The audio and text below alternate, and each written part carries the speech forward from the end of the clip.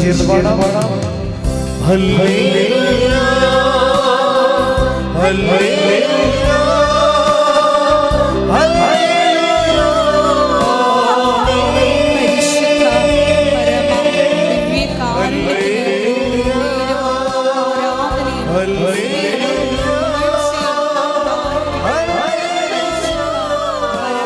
പരിശുദ്ധ പരമ ദിവ്യകാരുണ്യത്തിന് ആരാധനയും ആരാധനയും സ്തുതിയും പുകഴ്ചയും ഉണ്ടായിരിക്കട്ടെ.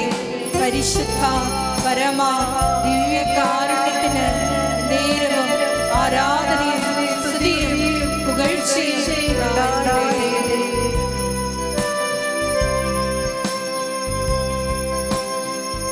ആദിയും നീയേ അന്തവും നീയേ അങ്ങേ ആരാധിക്കും.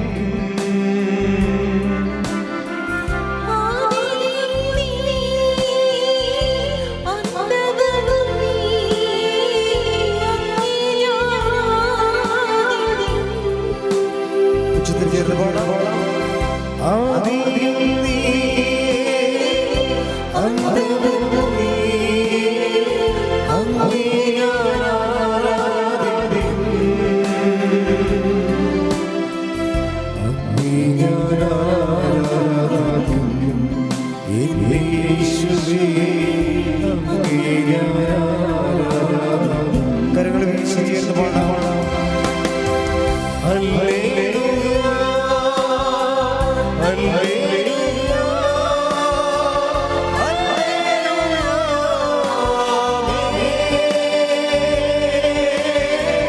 Hallelujah hallelujah hallelujah. എൻ്റെ പ്രിയപ്പെട്ടവരെ, സാക്ഷ്യവിചാരത്തിലെ കോമൺ ആയിട്ടുള്ള കുറച്ച് ഫാക്ടേഴ്സ് നമ്മൾ പരിശോധിക്കുകയാണ്. ഏതാണ്ട് ഒരേ ലെവലിൽ ചിന്തിക്കേണ്ടി വന്ന ഒരേ ലെവലിൽ ദൈവാനുഭവത്തിലേക്ക് വന്ന 3 പേരുടെ ചെറിയ സാക്ഷ്യങ്ങൾ. കാരണം അതിൻ്റെ അകത്ത് കോമൺ കണ്ടൻറ്റ് പൊതുവായിട്ട് വരുന്ന ചില ഘടകങ്ങളുണ്ട്. അതാണ് നിരീക്ഷണത്തിന് വിധേയമാകുന്നത്. അതിലൊരു കണ്ടൻറ്റ് അങ്കമാലിയിൽ നിന്ന് ഏഞ്ചൽ താരയുടെ സാക്ഷ്യമാണ്. രണ്ടാമത്തത് സിബി ജോർജ് തൃശ്ശൂരിൽ നിന്ന്. മൂന്നാമത്തത് ജീവ വൈക്കം. ഇവിടെ 3 പേരുടെ സാക്ഷ്യങ്ങളിലെ കോമണായിട്ട് വരുന്ന ഫാക്ടേഴ്സാണ് നമ്മൾ നോക്കുന്നത്. അത് നമുക്ക് ശരിക്കും ഈ ഉടമ്പടിയുടെ സിലബസ് ശരിക്കും അപ്ഡേറ്റ് ചെയ്യുന്നുണ്ട് കർത്താവ്. നമുക്കറിയാം, ഇത് നല്ല ഉടമ്പടിയുടെ കൂടെ സഞ്ചരിക്കുന്നതും നിങ്ങൾ ഉടമ്പടി കൂടെ സഞ്ചരിക്കുന്നതും നമ്മൾ ഒരുമിച്ച് കർത്താവിൻ്റെ കൂടെ ഉടമ്പടി പ്രകാരം ജീവിക്കുന്നതും വലിയ സുവിശേഷ ഒരു പുതിയ ദൈവാനുഭവ കാലത്തിലേക്ക് ദൈവം നമ്മളെ ഒരുമിച്ച് കൊണ്ടുവരികയാണ്. നിങ്ങൾക്ക് പ്രശ്നങ്ങളാണ്, രോഗങ്ങളാണ്, കടങ്ങളാണ്, ജപ്തിയാണ്, കുടുംബത്തിൽ കലഹമാണ്, വിവാഹം മോചനം ചെയ്യാൻ പോകുന്നു, ഭാര്യ പോയിട്ട് വന്നില്ല, ഇതൊക്കെ ഇതിൻ്റെ റോ മെറ്റീരിയൽസാണ്. ഒരു കൃപയുടെ പ്രൊഡക്ഷൻ്റെ റോ മെറ്റീരിയൽസ് എന്ന് പറയും. റോ മെറ്റീരിയൽസ് എന്ന് പറഞ്ഞാൽ എന്താണ്? അസംസ്കൃത പദാർത്ഥങ്ങൾ, ആത്മാഭിഷേകത്തിൻ്റെ അസംസ്കൃത പദാർത്ഥങ്ങൾ. ഒരു അഭിഷേകത്തിന് മുമ്പ് കുറേ അസംസ്കൃത പദാർത്ഥം വരും. അത് നമുക്ക് പലപ്പോഴും ടെൻഷനായിട്ടൊക്കെ വരത്തുള്ളൂ. പക്ഷെ ഇത് നമ്മൾ ഉടമ്പടിയുടെ ഒരു സംവിധാനത്തിലേക്ക് ഈ അസംസ്കൃത പദാർത്ഥം ഇട്ടിട്ട് നമ്മൾ ക്രിസ്തുവിൻ്റെ കൂടെ കർത്താവിൻ്റെ വാക്കുകളനുസരിച്ച് നല്ല ലൈഫ്. ഇതിൻ്റെ വരണത് ഏഞ്ചൽ താര പറയണത്, ഞാനൊരു നോർമൽ ക്രിസ്ത്യനായിരുന്നു. അത് ശരി, അവർ ക്രിസ്ത്യനാണ്, നോർമൽ ക്രിസ്ത്യനാണ്. അത്യാവശ്യം കൗദാസ്യ ജീവിതവും ചട്ടപ്പടിയുള്ള ആചാരവട്ടങ്ങളൊക്കെ ജീവിച്ചു പോകുന്ന ഒരാളാണ്. അതുതന്നെയാണ് ഈ സിബി ജോർജും പറയണത്. ഞാനൊരു ആവറേജ് ക്രിസ്ത്യാനിയായിരുന്നു. രണ്ടുപേരും ഉപയോഗിക്കുന്ന വാക്ക് സെയിമാണ്. ഞാനൊരു ആവറേജ് ക്രിസ്ത്യാനിയാണ്. ഇതിൻ്റെ വരുന്ന വിഷയം നമ്മൾ ആവറേജ് ക്രിസ്ത്യാനിയായിട്ട് ജീവിക്കുമ്പോഴും ഇപ്പം നോൺ ക്രിസ്ത്യൻസ് ആയിട്ടുള്ള ആൾക്കാർ ഇവിടെ ഉണ്ട്. നിങ്ങൾക്ക് അച്ഛൻ പറയുന്നത് നിങ്ങൾ കൂടുതൽ സഹായമാകുകയുള്ളൂ, അല്ലാതെ ഇതൊരു വിശ്വാസ മത സമുദായ ബേസിൽ പറയുന്ന കാര്യങ്ങളല്ല. ചില മനുഷ്യരുടെ ജീവിതാനുഭവങ്ങൾ കേൾക്കുമ്പോൾ നമുക്ക് എങ്ങനെയാണ് അപ്ഗ്രേഡ് ചെയ്യണമെന്ന് മനസ്സിലാകും. ഇപ്പോൾ ഈ സിബി ജോർജിൻ്റെ പ്രോബ്ലം എന്ന് പറയുന്നത് അദ്ദേഹം ഒരു കുഴപ്പക്കാരനായ മനുഷ്യനല്ല. അതായത് സാധാരണ താൻ ചെയ്യുന്നതെല്ലാം കറക്റ്റാണ്, ദൈവദൃസന്നിധിയിൽ ദൈവഭയമുള്ള മനുഷ്യനാണ്, ഒരു കുഴപ്പമില്ല, അങ്ങനെ സാധാരണ നിലയിൽ ജീവിച്ചു പോവുകയാണ്. പക്ഷെ ചില സമയത്ത് വരുമ്പോൾ നമ്മുടെ ജീവിതം ഇങ്ങനെ വെയിറ്റ് വെക്കും. അപ്പോൾ നമുക്ക് അത്രയും ആരോഗ്യം നമുക്കുണ്ടാകത്തില്ല. അതാ പ്രശ്നം, വേറെ പ്രശ്നമൊന്നുമില്ല. ജീവിതം നമ്മളുടെ ഒരു സങ്കല്പത്തിനപ്പുറത്തേക്ക് വെയിറ്റ് ഭാരപ്പെടും. അങ്ങനെ ഭാരമൊന്നുമല്ല, ജീവിത ഭാരമൊന്നുമല്ല ഞാൻ വിളിക്കുന്നത്, ഭാരപ്പെടും. മനുഷ്യൻ അനുഭവിക്കുന്ന സംഘർഷങ്ങളെയൊക്കെ പഴയ മലയാളം ഭാഷയിലെയും സുവിശേഷ ഭാഷയിലൊക്കെ ഭാരപ്പെടുക എന്നാണ് പറയണത്. അത് ജീവിതം ഇങ്ങനെ വെയിറ്റ് വെക്കുമ്പോൾ നമുക്ക് മനസ്സിലാവും നമ്മുടെ സാധാരണ ചട്ടപ്പടി ആചാര ജീവിതവുമായി ഇതിനേക്കാൾ അപ്ഗ്രേഡ് ചെയ്യണമെന്ന് നമുക്ക് തോന്നും. അങ്ങനെ ഒരു മലയാളിക്ക് തോന്നിയാൽ ഇന്ന് ആ മലയാളി ഉടനെ ചെയ്യണ കാര്യം എന്താണ്? അവൻ ഉടമ്പടിയിലേക്ക് വരും. അതാണ് ചെയ്യണത് കാര്യം. ഉടമ്പടി എന്ന് പറയുമ്പോൾ ഇപ്പോൾ ലക്ഷക്കണക്കിന് മനുഷ്യർ ജീവിച്ച് വിജയിച്ച ഒരു സുവിശേഷ പദ്ധതിയാണ്. ഞങ്ങൾക്ക് കർത്താവ് ഈ ആദ്യ വെളിപാട് ഇതിനെക്കുറിച്ച് തരുമ്പോഴൊക്കെ എനിക്ക് എനിക്ക് ആശങ്കയില്ലാഞ്ഞതിൻ്റെ കാരണം ഈ 2016 തന്നെ കൃപാസനം നല്ല കൃപയിലാണ് പോയിക്കൊണ്ടിരുന്നത്. അപ്പോൾ അതിൻ്റേതായിട്ടുള്ള ഒത്തിരിയേറെ സാക്ഷ്യങ്ങൾ ഓൾറെഡി ഉണ്ടായിരുന്നു. അപ്പോൾ അതുകൊണ്ട് ഉടമ്പടി കർത്താവ് തന്നപ്പോൾ ഇതിന് ഫ്ലോപ്പായി പോകുമോ, ജനങ്ങൾ അക്സെപ്റ്റ് ചെയ്യുമോ, ഇവിടെ കുറേ ആൾക്കാർക്ക് എക്സിക്യൂട്ടീവ്സിനൊക്കെ അതിന് ചിന്ത ഉണ്ടായിരുന്നു. എനിക്കൊരു ചിന്ത കുഴപ്പമില്ലായിരുന്നു. എന്താ കാര്യം വെച്ച് കഴിഞ്ഞാൽ കുഴപ്പമില്ലെന്ന് വെച്ചാൽ ഉടമ്പടി അതിൻ്റെ ഫലത്തിലേക്ക് വരാൻ വർഷങ്ങളെടുത്താലും ടൈം എടുത്താലും ബേസിക്കായിട്ട് നമുക്കൊരു വല കെട്ടി വെച്ചിട്ടുണ്ട്. ഇവിടെ തല വീണ പിടിക്കാൻ വേണ്ടി കൃപാസനത്തിൻ്റെ എത്രയോ ഞങ്ങളുടെ ആദ്യകാലങ്ങളിലുള്ള മിഷനറി എന്ന് പറഞ്ഞാൽ അഖണ്ഡ ജപമാലയായിരുന്നു. അഖണ്ഡ ജപമാല എന്ന് പറയുമ്പോൾ മരിയൻ തപസ് ധ്യാനവും അഖണ്ഡ ജപമാലയുമായിരുന്നു. അപ്പോൾ 1000 മണി ജപമാലയാണ്. ഈ മരിയൻ തപസ്സിന് വേണ്ടി പട്ടിണി പ്രാർത്ഥനയ്ക്ക് വേണ്ടി വരുന്ന ആൾക്കാർ പോലും കാത്തിരിക്കുന്നത് അവസാനം അഖണ്ഡ ജപമാല ഉണ്ടല്ലോ എന്ന് ഓർത്തിട്ടാണ്. നമ്മളിതൊക്കെ ഉണ്ടാവാൻ തുടങ്ങും. അപ്പോൾ അണമുറിയാതെ ഉടമ്പടി നടക്കുന്ന കാരണം നമുക്കിവിടെ ഇനി അങ്ങനെയുള്ള താമസിച്ചുള്ള ധ്യാനങ്ങളൊന്നും പറ്റത്തില്ല. പക്ഷെ നമ്മൾ അടുത്ത സ്ഥലത്തിൽ അതിന് ധ്യാനകേന്ദ്രം ചെയ്യുന്നുണ്ട്. അപ്പോൾ സ്വാഭാവികമായിട്ട് താമസിച്ചുള്ള ധ്യാനം വരും. അപ്പോൾ താമസിച്ചുള്ള ധ്യാനം വരുമ്പോൾ ഇതെല്ലാം മാറും.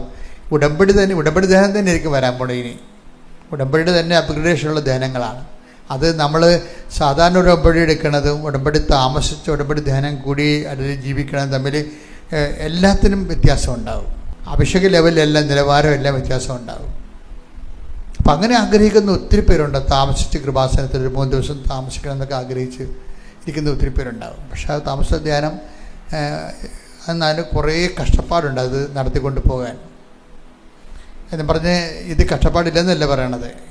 ഇത് ഇപ്പോൾ ഒരു ചാലുവായിട്ട് 110ഓളം സ്റ്റാഫുണ്ട്. വളരെ സുന്ദരമായ രീതിയിൽ അതിന് കറക്റ്റായിട്ടാണ് പോണത്. എത്ര ആൾ വന്നാലും ഇത്രയും ചെറിയ സ്ഥലത്താണെങ്കിൽ മാനേജ് ചെയ്യാൻ നമുക്ക് പറ്റണമുണ്ട്. ആർക്കും ബുദ്ധിമുട്ടുകളില്ല. പിന്നെ ഇത്തിരി ഞെരുക്കം ഉണ്ടാവും. ഞെരുക്കം വേണം ശരിക്കും. ഞെരുക്കം എന്ന് വെച്ച് കഴിഞ്ഞാൽ നമ്മളിത്തിരി കഷ്ടപ്പെട്ടാണ്. അല്ലാതെ AC പോയി നിങ്ങൾ നോക്കിയോ, ഇനി പള്ളികളെല്ലാം AC ആകാൻ പോവുകയാണ്. നമ്മുടെ കേരളത്തിലെ പള്ളികളൊക്കെ ഇപ്പോൾ തന്നെ AC ആകാൻ തുടങ്ങിക്കഴിഞ്ഞു. അങ്ങനെ വരുമ്പോൾ എന്താ കുറച്ച് കഴിയുമ്പോൾ AC പള്ളിയിൽ ഇരിക്കാൻ ആളുണ്ടാകുന്നുള്ളത് വേറെ വിഷയമാണ്. നമ്മൾ യൂറോപ്പിനും പള്ളി എല്ലാം AC ആണ്, പക്ഷേ ആളില്ല ഇവിടെ. അതല്ല പ്രശ്നം. AC ആകണമല്ല പ്രശ്നം. തണുപ്പിങ്ങനെ അനുഭവിക്കണമല്ല, ആത്മാവിൻ്റെ തണുപ്പ് അനുഭവിക്കണം. അതാണ് വിഷയം. ആത്മാവിൻ്റെ തണുപ്പ് അനുഭവിക്കണം. പള്ളി ചിലപ്പോൾ ഈ ഓലപ്പള്ളിയിലായാലും ഏറ്റവും കൂടുതൽ പീഡനം നടക്കുന്ന ആഫ്രിക്കയിലാണ്. ഏറ്റവും കൂടുതൽ മതപീഡനം നടക്കുന്ന ആഫ്രിക്കയിലാണ് ഏറ്റവും സഭ കുതിച്ചുയരണത്. അവിടെ പള്ളി കണ്ടു കഴിഞ്ഞാൽ ഒരു തരം ഈ ഇതില്ലേ പനയോല കൊണ്ടുണ്ടാക്കിയിട്ട് അതിൻ്റെ അകത്ത് തട്ട് കെട്ടി നമ്മളെ ഈ മീൻ തട്ടില്ലേ, നമ്മൾ കാണുന്ന മീൻ തട്ടില്ലേ, അത് നമുക്ക് സങ്കടം വരും, കരച്ചിൽ വരും നമുക്കത് കണ്ടു കഴിഞ്ഞാൽ. അതേ ഉള്ളവർക്ക്. പക്ഷെ അത് വെച്ച് അതിമേ കുർബാന അതുപോലെ തട്ടുണ്ടാക്കി അതിൻ്റെ പുറത്ത് തുണി വിരിച്ച് കുർബാന ചെല്ലിക്കണവർ. പക്ഷേ ചെല്ലണ ആൾക്കാരുടെ നിപ്പ് കാണണം, ഇൻസ്പിരിറ്റഡാണ്. അപ്പോൾ ഇങ്ങനെ ഈ തണുത്ത ക്രിസ്ത്യാനികളുടെ എണ്ണം ഒരു കാലത്ത് കേരളത്തിൽ കൂടുതലായിരുന്നു. അതിനുശേഷമാണ് ദൈവം ഇതിനെ നവീകരിച്ച് ഇതിന് ആധ്യാത്മികതയുടെ പുതിയ തലങ്ങളിലേക്ക് വരുമ്പോഴാണ് കേരളം ഉടമ്പടിയിൽ എത്തിച്ചേരണത്. ഉടമ്പടിയിലേക്ക് എത്തിച്ചേരുകയാണ് ചെയ്യണത്. കാര്യം എന്താ വിഷയം എന്ന് വെച്ചാൽ, ദൈവത്തെ ആരന്വേഷിച്ചാലും ദൈവം സമീപസ്ഥനാണ്. ശ്രദ്ധിക്കട്ടെ. Hallelujah, hallelujah, hallelujah, hallelujah. യേശുവേ നന്ദി, ഹല്ലേലൂയ, ഹല്ലേലൂയ. യേശുവേ സ്തുതി, ഹല്ലേലൂയ, ഹല്ലേലൂയ, ഹല്ലേലൂയ, ഹല്ലേലൂയ. 145 സങ്കീർത്തനം 18 തിരുവചനം. സങ്കീർത്തനം 145:18. തന്നെ വിളിച്ചപേക്ഷിക്കുന്നവർക്ക് ഹൃദയ പരമാർത്ഥതയോടെ വിളിച്ചപേക്ഷിക്കുന്നവർക്ക് കർത്താവ് സമീപസ്ഥനാണ്. മക്കളെ, ഇതിൻ്റെ ഒരു വിഷയം എന്ന് പറയുന്നത്, നമ്മൾ ഇപ്പം ഈ വായിച്ച വാക്കില്ലേ, തന്നെ വിളിച്ചപേക്ഷിക്കുന്നവർക്ക്, ഹൃദയ പരമാർത്ഥതയോട് തന്നെ വിളിച്ചപേക്ഷിക്കുന്നവർക്ക് കർത്താവ് സമീപസ്ഥനാണ്. ഇത് നമ്മൾ എങ്ങനെ വായിക്കുന്നു എന്നുള്ളതാണ് ഇതിൻ്റെ വ്യത്യാസം. ഇത് നമുക്ക് 10ാം ക്ലാസ്സിൽ വായിച്ച പോലെയിരിക്കും നമ്മൾ ചിലപ്പോഴും 40ാമത്തെ വയസ്സിലും വായിക്കണത്. പക്ഷേ കഴിഞ്ഞ ദിവസങ്ങളിലെ നമ്മുടെ ഏഞ്ചൽ താര ഒരു സാക്ഷ്യം പറഞ്ഞത്, ഏഞ്ചൽ താരയുടെ സാക്ഷ്യം പറയുമ്പോൾ ഏഞ്ചൽ താരയുടെ ഒരു വിഷയം എന്താണെന്ന് വെച്ച് കഴിഞ്ഞാൽ, അവരിങ്ങനെ MSc ഓർഗാനിക് കെമിസ്ട്രിയാണ് എടുത്തിരിക്കുന്നത്. MSc ഓർഗാനിക് കെമിസ്ട്രി എടുത്തിട്ട് അവരുദ്ദേശിക്കുന്ന US പോയി അവർക്ക് PhD ചെയ്യാം എന്നാണ്. പക്ഷേ അങ്ങനെ എടുത്തെങ്കിലും ഇതൊക്കെ ഒരു സങ്കല്പമാണ്. പക്ഷേ മുന്നോട്ട് പോകാൻ പറ്റണില്ല. പല കാര്യങ്ങൾക്കും പലയിടത്തും ഇങ്ങനെ ആപ്ലിക്കേഷൻ സെൻഡ് ചെയ്തൊക്കെ എല്ലാം റിജക്ഷൻ വരികയാണ്. ഇപ്പോൾ ഒരു ദിവസം എന്നാലും ഇവള് സാധാരണ ഒരു പ്രാർത്ഥനാ രൂപമായിട്ട് ഇങ്ങനെ പള്ളിയിലൊക്കെ പോകുന്നുണ്ട്, പ്രാർത്ഥിക്കുന്ന ആളാണ്. പക്ഷെ എങ്കിലും ലൈഫിൽ ഇപ്പോൾ വന്നിരിക്കുന്ന ഒരു ലൈഫ് വെയിറ്റ് വെച്ച് ജീവിതം ഭാരപ്പെട്ട്, എൻ്റെ മക്കളെ, ജീവിതം ഭാരപ്പെടുന്നത് ശരിക്കും പറഞ്ഞാൽ ഒരു ദൈവവിളിയായിട്ടാണ് നമ്മൾ വിവേചിക്കേണ്ടത്. അല്ലാതെ നമുക്കെന്തോ സംഭവിച്ചെന്നാണ് ആൾക്കാർ പറയണത്. അത് പറഞ്ഞോട്ടെ, ദൈവത്തെ അറിയാത്തവരങ്ങനെ പറയും. ജീവിതം ഭാരപ്പെടുമ്പോൾ നിനക്ക് മാത്രം പൊക്കാൻ പറ്റാത്തതായിട്ട് ജീവിതം വരുമ്പോൾ അതിൻ്റെ അർത്ഥം എന്താണ്? കർത്താവിന് കൂടി നിന്നെ സഹായിക്കാനുള്ള ചാൻസ് അവിടെ ഇനി മുന്നോട്ട് പോകാൻ പറ്റുകയെന്നല്ല എൻ്റെ അർത്ഥം. അതുകൊണ്ട് തന്നെ ഈ ഭാരപ്പെടലൊരു ദൈവവിളിയാണ്. ദൈവവിളിയാകുമ്പോൾ അപ്പം ദൈവവിളിയുടെ അടുത്ത ഘട്ടത്തിലേക്ക് നമ്മളെ കൊണ്ടുപോവുകയാണ്. അതെന്ന് കൊണ്ടുപോകുന്നതിന് കുറച്ച് ഈ പ്രസവ വേദനയൊക്കെ ഉണ്ട്. കാര്യം ഇവളിങ്ങനെ നിസ്സഹായമായിട്ട് പള്ളിയിലൊക്കെ പോയി പ്രാർത്ഥിച്ചിട്ട് തിരിച്ചു വരുമ്പോൾ ആങ്ങളുടെ കാര്യം ഒക്കണില്ല, ഇവളുടെ കാര്യം ഒക്കണില്ല. ഇവർ രണ്ടുപേരും ഒരു കമഫൈജായി വരികയാണ്. ഇനി ജീവിതം എങ്ങനെ ഇനി എന്താ ചെയ്യേണ്ടത് ഒരു ഐഡിയ ഇല്ല. അപ്പോൾ ആങ്ങളൊക്കെ ഐഡിയ ഇല്ലാതെ, കാരണം ആളങ്ങനെ ഇങ്ങനെ ഇവള് പള്ളിയിൽ പോയി പ്രാർത്ഥിച്ചിട്ട് വരുമ്പോൾ ആങ്ങളെ മുറ്റത്ത് നിൽക്കുന്നുണ്ട്. എന്തിനാണ് ഈ പള്ളിയിൽ നടക്കുന്നത്? വല്ല കാര്യമുണ്ട്? എന്തിനാ വല്ലയിടത്തും പറ്റിയ വല്ലത്തും നടന്ന അവന് വിറഞ്ഞ് ശരിക്കും. അപ്പോൾ ഇവള് കരഞ്ഞ്. എന്താ കാര്യം വെച്ച് കഴിഞ്ഞാൽ, ശരിയാണ്, രണ്ടുപേർക്കും ഒരു ജീവിതം ഇങ്ങനെ കൂമ്പടഞ്ഞ പോലെ നിൽക്കുകയാണ്. പക്ഷേ അവളിൽ ആങ്ങളേക്കാൾ കുറച്ചുകൂടി പരിശുദ്ധാത്മാവ്, ഈ പരിശുദ്ധാത്മാവിൻ്റെ ലെവൽ ഭയങ്കര ശ്രദ്ധിക്കണം മക്കളെ. അതായത് ദൈവിക പദ്ധതികളെ വിവേചിക്കണമെങ്കിൽ പരിശുദ്ധാത്മാവ് മസ്റ്റാണ്. അപ്പം അതിനേക്കാൾ കുറച്ചുകൂടി പരിശുദ്ധാത്മാവ് പ്രവർത്തിക്കുന്നപ്പോൾ ഇവൾ എൻ്റെ മനസ്സിൽ തോന്നി, ഇപ്പോൾ കൂമ്പടയുകയാണ് മൊത്തം, ജീവിതത്തിൽ തിരിച്ച് കൗണ്ട് ഡൗൺ ആണ് ജീവിതത്തിലേക്ക്. അതൊക്കെ മനസ്സിലാകുന്നുണ്ട്, കൗണ്ട് ഡൗൺ ആണ്, താഴേക്ക് വരികയാണെന്ന്. അപ്പോൾ അവളുടെ മനസ്സ് പരിശുദ്ധാത്മാവ് പറഞ്ഞു, ഇനിയുള്ളത് ഉടമ്പടിയേ ഉള്ളൂ. ഉടമ്പടി വരുമ്പോൾ കുറേ പ്രശ്നങ്ങളുണ്ട്. കഴിഞ്ഞ ദിവസങ്ങളിലോട്ട് നേഴ്സ് പറഞ്ഞത്, എനിക്ക് ഉടമ്പടിക്കണമെന്ന് ഭയങ്കര ആഗ്രഹമാണ്, പക്ഷേ എനിക്ക് ഒറ്റയ്ക്ക് ഇതെവിടെയാണെന്നൊന്നും അറിയാൻ പാടില്ല. ആദ്യം ആലപ്പുഴ കണ്ടുപിടിക്കണം, പിന്നെ ഇവിടെ വന്ന് കൃപാസം കണ്ടുപിടിക്കണം. ദൈവം അനുസരിച്ച് മാതാവ് എന്ത് മനോഹരമായിട്ട് ചെയ്തത്. കാര്യം നാഷണൽ ഹൈവേ തന്നെയാണ്. ഇപ്പോഴാണെങ്കിൽ കൃപാസത്തിൻ്റെ വാതിക്കല വണ്ടി, ബസ്സിലേക്ക് കാലെടുത്ത് വെച്ചാൽ മതി. അങ്ങനെയാണ് ഇപ്പോൾ വന്നിരിക്കുന്നത്. ഇപ്പോഴത്തെ രണ്ടാമത്തെ റോഡ് അറേഞ്ച്മെൻറ്റ് വന്നിരിക്കുന്നത്. നിങ്ങൾ ശ്രദ്ധിക്കണം, പാസ് ചെയ്യുമ്പോഴൊക്കെ ശ്രദ്ധിക്കണം, അത്രയേ ഉള്ളൂ. എന്നാലും ആദ്യം വരുന്നവർക്ക് സ്റ്റാർട്ടിങ് ട്രബിൾ ഭയങ്കരമാണ്. ഇതെവിടെയാണ്, ആര് കൊണ്ടുപോകും, അവിടെ ചെന്നിട്ട് എന്ത് ചെയ്യും. കാര്യം ഉടമ്പടി കുറേ 13 കൗണ്ടേഴ്സ് ഇല്ലേ, അപ്പോൾ അവിടെയാണ് ആൾക്കാർക്ക് കൺഫ്യൂഷൻ. അപ്പോൾ അതുകൊണ്ട് ചിലരിങ്ങനെ പതുക്കെ പിന്നെ പോകാം എന്ന് പറയുമ്പോഴും ഈ പിന്നെ പോകാമെന്ന് പറഞ്ഞ് മാറ്റി വെക്കുമ്പോഴും ചില സമയത്ത് ജീവിതം ഇനി ഉടമ്പടിയിലല്ലാതെ വരെ മാർഗമില്ലെന്ന് മനസ്സിലാകും നമുക്ക്. അപ്പം അങ്ങനെ ഉടമ്പടി എടുക്കും. അങ്ങനെ വന്ന് ഉടമ്പടി എടുക്കുന്നവരെ അവർ സ്ട്രിക്റ്റായിട്ട് അത് ഫോളോ ചെയ്യും. അതായത് കുറച്ച് കഷ്ടപ്പെട്ട് എടുക്കാനത് താമസങ്ങൾ എടുത്തു പോയാൽ അവർ സ്ട്രിക്റ്റായിട്ട് ഫോളോ ചെയ്യും. അപ്പോൾ ഇവർക്ക് കാര്യങ്ങൾ ഇവിടെ വന്നപ്പോഴും ഏറെക്കുറെ മനസ്സിലാകുന്ന മുമ്പ് ഇവർക്ക് മനസ്സിലാക്കണത് ഏഞ്ചൽ താരയുടെ പെട്ടെന്ന് അവർക്ക് ഒരു ഐഡിയ കിട്ടി. അമേരിക്കയിൽ പോകണോ PhD എടുക്കാൻ വേണ്ടി, അതോ പിന്നെ ഇന്ത്യയിലെ പരീക്ഷ എഴുതണോ, പോയാൽ കിട്ടുമോ? ഇപ്പോൾ ഇന്ത്യയിലെ പരീക്ഷയ്ക്ക് എല്ലാവർക്കും പ്രശ്നം കിട്ടുമോ എന്നുള്ളതാണല്ലോ പ്രശ്നം. ഇന്ത്യയിൽ പരീക്ഷയ്ക്ക് വരണ 140 കോടി ജനങ്ങളല്ലേ, അതിൻ്റെ 35 ലക്ഷം പേരൊക്കെയാണ് ഗേറ്റൊക്കെ എഴുതണത്. അതുകൊണ്ടാണ് ഈ ആൾക്കാർ എല്ലാവരും ചാടി വിദേശത്തേക്ക് പോകുന്നതിൻ്റെ കാരണം ഇതാണ്. അവിടെയൊക്കെ ആൾക്കാർ കുറവാണല്ലോ. അമേരിക്കയിൽ തന്നെ 29 കോടിയേ ഉള്ളൂ. അതിൻ്റെ ഏതാണ്ട് 6-7 ഇരട്ടാണ് ഇന്ത്യയിലുള്ളത്.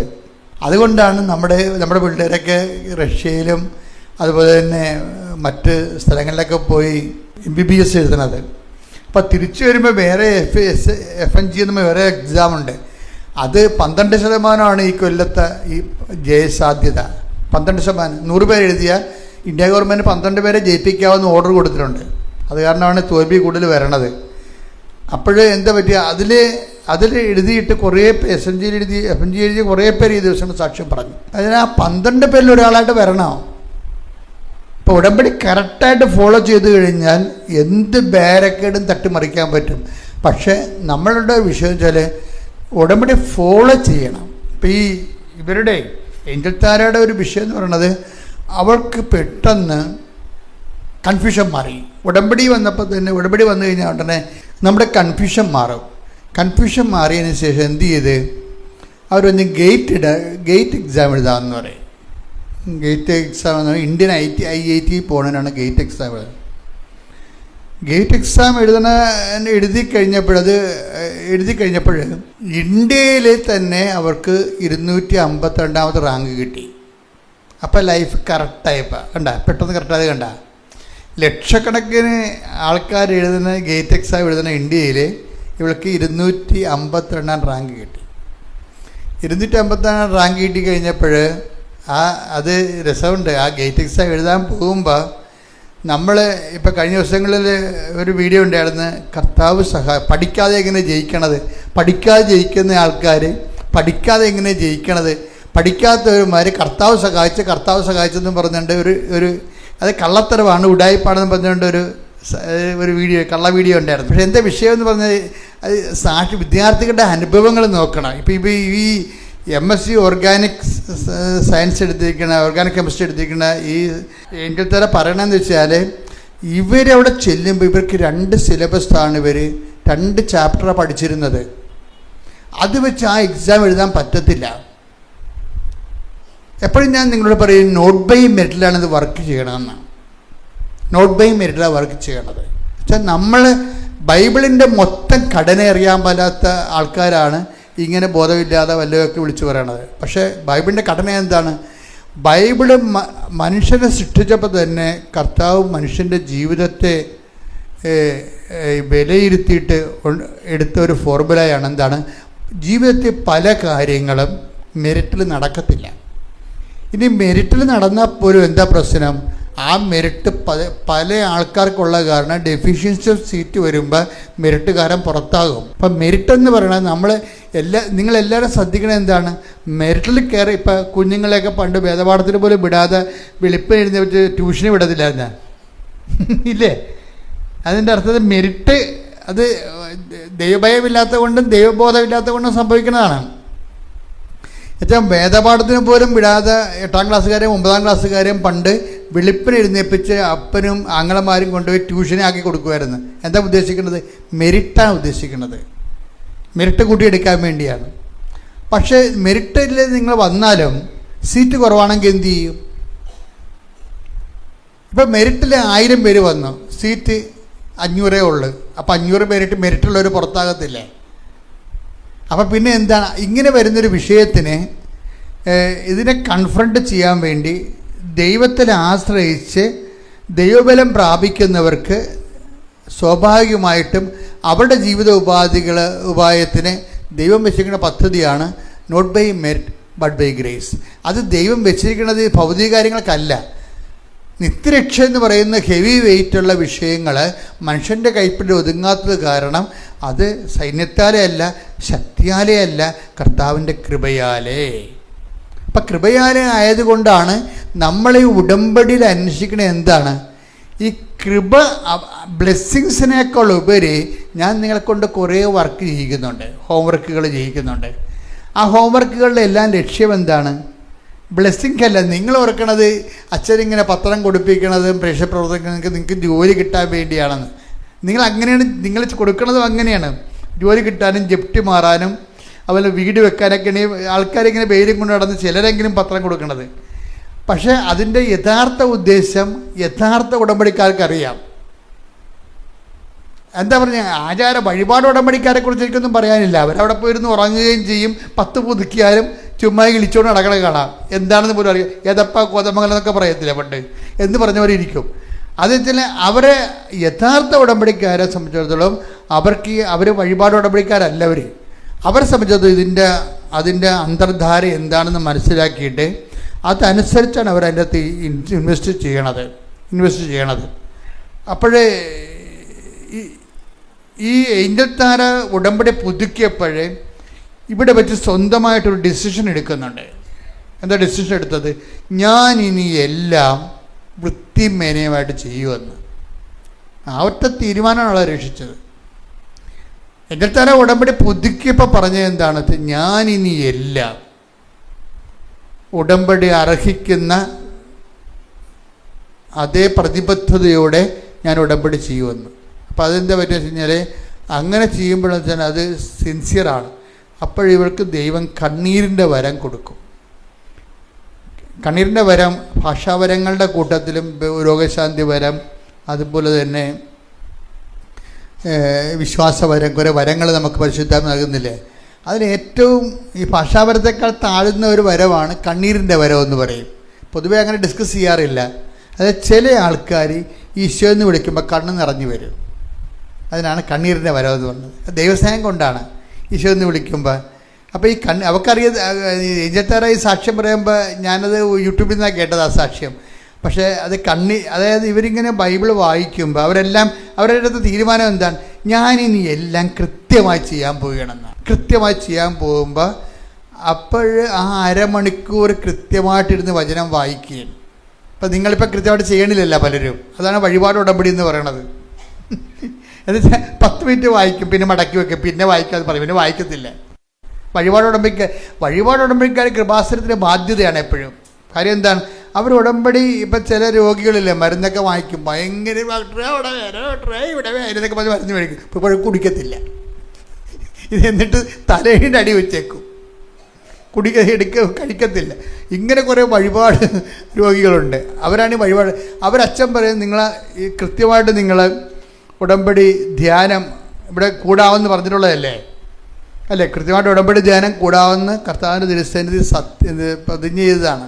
ഇപ്പം നിങ്ങളെ കൂടുന്നതല്ല, നിങ്ങളെ കൂടുന്ന വലിയ ദൈവാനുഗ്രഹം. അപ്പോൾ നിങ്ങൾക്ക് ആ ഒരു കടത്തിയിരിക്കുകയാണ് ശരിക്കും പറഞ്ഞാൽ. പക്ഷേ എന്നാലും നിങ്ങൾ യൂട്യൂബിൽ വരുമ്പോൾ ഒന്ന് നോക്കണം, നല്ലതായിരിക്കും. അത് സത്യസന്ധമായിട്ട് ദൈവത്തോട് അടുപ്പമുള്ള ആൾക്കാർ വീണ്ടും ഒന്ന് കേൾക്കാൻ വേണ്ടി നോക്കണം. അത് നോക്കുമ്പോൾ നിങ്ങൾക്ക് 2 പ്രാവശ്യം കേൾക്കുന്ന കാരണം നിങ്ങൾക്ക് അതിൻ്റെ ഐഡിയ എല്ലാം പിടികിട്ടും. അപ്പോൾ ഏഞ്ചൽ താര ഇങ്ങനെ വന്നു വെച്ചാൽ പറഞ്ഞ് ഇങ്ങനെ ഞാൻ എല്ലാം കൃത്യമായിട്ട് ചെയ്യുമെന്ന് പറഞ്ഞിട്ട് ഈ വചനം വായിക്കുകയാണ്. വചനം വായിച്ചു കഴിഞ്ഞപ്പോൾ ഇവൾക്ക് കണ്ണീരിൻ്റെ വരം കൊടുക്കും. കണ്ണീരിൻ്റെ വരം എന്ന് വെച്ച് കഴിഞ്ഞാൽ ദൈവം ആദ്യം തൊടുമ്പോൾ ചിലർക്ക് ഓരോരുത്തർക്കും ഓരോ രീതിയാണ്. കാര്യം കഴിഞ്ഞ ദിവസം ഞാൻ പറഞ്ഞ പോലെ ജീവ എന്നും പറഞ്ഞൊരു മോളിലിരുന്ന്. അപ്പോൾ അവരുടെ വിഷയത്തിൽ അവരൊരു ലാബ് ടെക്നീഷ്യനാണ്. അവിടുത്തെ പല സമയം കൊണ്ട് ആൾക്കാർ കൃപാസന പത്രം കൊടുത്തിട്ടുണ്ട്. അപ്പോൾ അവൾ പറഞ്ഞ് ഞാനിങ്ങനെ കിട്ടുമ്പോൾ മേടിക്കും, എവിടെയെങ്കിലും വെക്കുമെന്ന് പറഞ്ഞു. അപ്പം നിങ്ങൾ ഈ പത്രം പ്രേക്ഷിത പ്രവർത്തനം ചെയ്യുന്ന ആൾക്കാർ വിചാരിക്കും, ഇവരൊക്കെ എന്ത് കാര്യം, അവർ നോക്കണ കൂടിയില്ല പത്രത്തെ. അങ്ങനെയൊന്നും പറയരുത്. അവർ നോക്കണ ഒരു ടൈം വരും. എല്ലാവരും കൃപാസനം പത്രം നോക്കണ ഒരു ടൈം ഉണ്ടാവും. കാര്യം എന്താണ്? ഞങ്ങളാണെങ്കിൽ പത്രം ഞാനാണെങ്കിൽ എൻ്റെ പ്രസംഗങ്ങൾ ഉടമ്പടിക്ക് കർത്താവ് തരുന്ന പ്രസംഗങ്ങളെയാണ് ഈ ജോമൽ സിസ്റ്റർ എഡിറ്റ് ചെയ്ത് ബീനേന്ദ്ര സിസ്റ്റർ അടിച്ച് ഇത് എടുത്തിട്ട് പല പ്രാവശ്യം ഇങ്ങനെ അരിച്ചെടുക്കും. അതിൻ്റെ കറക്റ്റ് ഉടമ്പടി വെളിപാട് എന്താണെന്ന് ഈ ആഴ്ചത്തെ പ്രൈമറി വെളിപാട് എന്താണെന്ന് നോക്കും. അപ്പോൾ വെളിപാടുകളാണ് ഇടുന്നത് അതിൻ്റെ അകത്ത്. അല്ല ഇവിടെ നിങ്ങൾ പഠിച്ചിട്ട് വന്ന് നിങ്ങളോട് പറയണമല്ല. ഉടമ്പടിയിൽ ഈ അമ്മയുടെയും ഈശോയുടെയും നടുക്ക് ഞാൻ നിൽക്കുമ്പോൾ കർത്താവ് എനിക്ക് തരുന്ന നിങ്ങളോട് പറയുന്ന പ്രബോധനങ്ങളുടെ രത്നച്ചുരുക്കമാണ് അഭിഷേകമായിട്ട് പത്രത്തിൽ വരണത്. അത് നിങ്ങൾ വായിക്കണം. അത് കുറച്ച് പേർ അത് വായിക്കാതെ കൊടുക്കും, മഴയും കൊണ്ട് നടന്ന് കൊടുക്കും. പക്ഷെ ഒരിക്കലും പത്രം വായിക്കത്തില്ല. പത്രം വായിക്കുന്നതിനല്ല, അതിൻ്റെ സാക്ഷ്യങ്ങൾ കേൾക്കണം. സാക്ഷ്യങ്ങൾ കേൾക്കുമ്പോൾ എൻ്റെ അത് ചില സാക്ഷ്യങ്ങൾ നിങ്ങൾക്ക് അഭിഷേകം കിട്ടും. അഭിഷേകം കിട്ടുമ്പോൾ എന്ത് ചെയ്യണം? നിങ്ങൾക്ക് ആ അനുഗ്രഹം കിട്ടാൻ പോകുന്നത് കൊണ്ടാണ് ആ സാക്ഷ്യം വായിക്കുമ്പോൾ അഭിഷേകം കിട്ടണത്. അത് ബോധം ഉണ്ടായി മനസ്സിലാക്കണത്. ഇപ്പം ചില സാക്ഷ്യങ്ങൾ ഇപ്പം തന്നെ ജീവ പറയണത് ഉടമ്പടി എടുക്കാനുള്ള കാരണം വെച്ച് കഴിഞ്ഞാൽ ഇപ്പം ആദ്യം ഇങ്ങനെ മാറ്റി പത്രം വെച്ചെങ്കിലും കുറച്ചൊരു 5-6 മാസം കഴിഞ്ഞപ്പോൾ പെട്ടെന്ന് ജീവയുടെ അമ്മയ്ക്ക്, അപ്പം മരിച്ചു പോയായിരുന്നു നേരത്തെ അമ്മയെ ഉള്ളത്, അമ്മയ്ക്ക് ഒരു ബോധക്കേട് വന്ന് അത് ടെസ്റ്റൊക്കെ ചെയ്ത് നോക്കിയപ്പോൾ പാങ്ക്രിയാസിന് വീക്കം വരികയും പാങ്ക്രിയാസ് വീക്കം, അത് പിന്നെ MRI സ്കാൻ എടുത്തപ്പോൾ സിസ്റ്റുണ്ട്, വയറ്റിൽ വെള്ളമുണ്ട്. അപ്പോൾ പിന്നെ മെഡിക്കൽ കോളേജിലേക്ക് മാറ്റി. അവിടെയാണ് ഇതൊക്കെ ചെയ്യണത്. ഇപ്പം അമ്മ കൈവിട്ട് പോണ പോലെ, കാര്യം അമ്മ നോക്കണില്ല,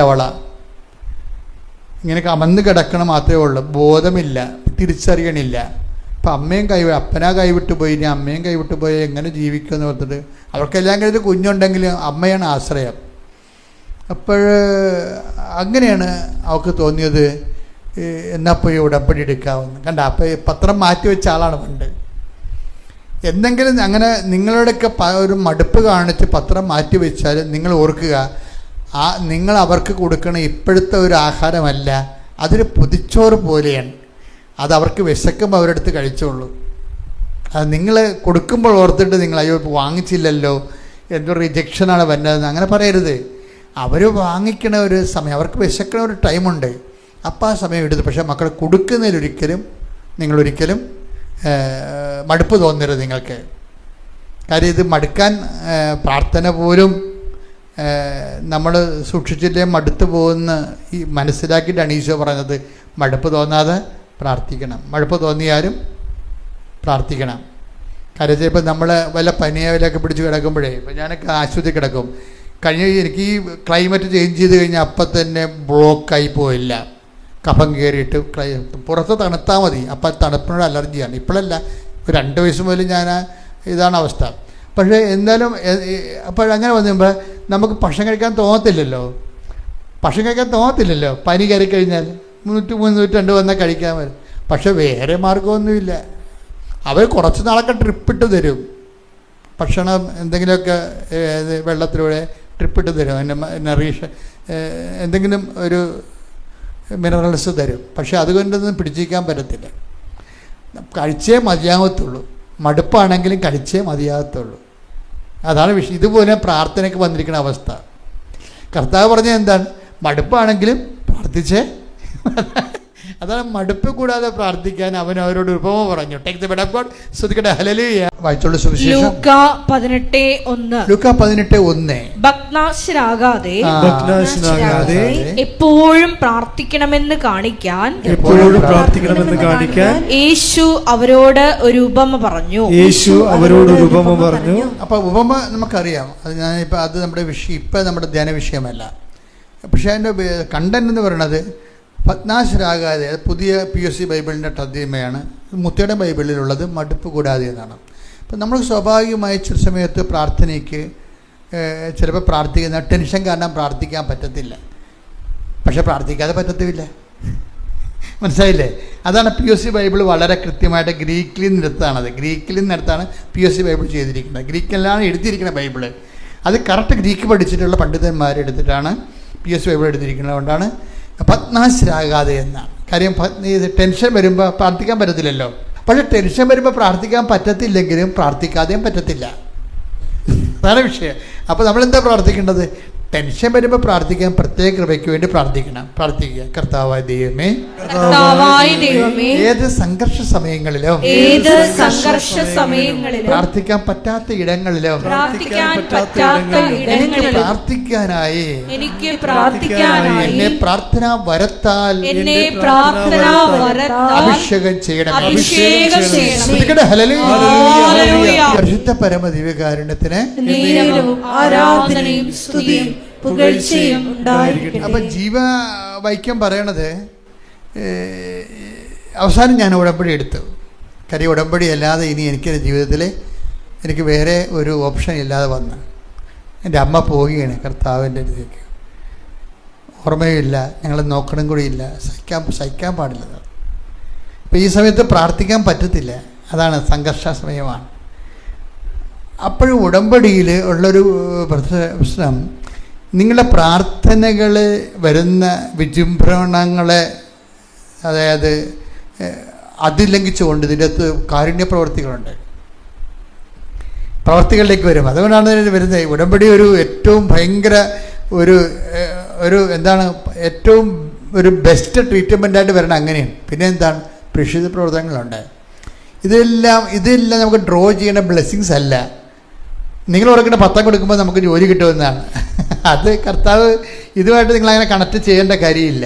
മറിച്ച് ഇതിലൂടെ ചെയ്യേണ്ട കാര്യം വെച്ച് കഴിഞ്ഞാൽ, എന്താ പ്രശ്നം, പത്രം കൊടുക്കുന്നതിലൂടെ കിട്ടുന്നത് ഒരു 50,000 ഒരു 5 അല്ലെങ്കിൽ 50 ലക്ഷത്തിൻ്റെ ഒരു ഇതാണെങ്കിൽ, വരുമാനമാണെങ്കിൽ നമ്മൾ ജോലി കിട്ടുന്നത് അതൊരു 5,000-ൻ്റെ ഒരു വിഷയമേ ഉള്ളൂ. നമുക്ക് ജോലി ജീവിത വിഷയമായതുകൊണ്ട് നമ്മൾ ജോലിക്ക് ഓവർ പ്രാധാന്യം കൊടുക്കണം. പക്ഷേ നമുക്ക് പത്രത്തിൽ പ്രേക്ഷിതപ്രവർത്തനങ്ങളിലൂടെ കിട്ടുന്നത് അതല്ല.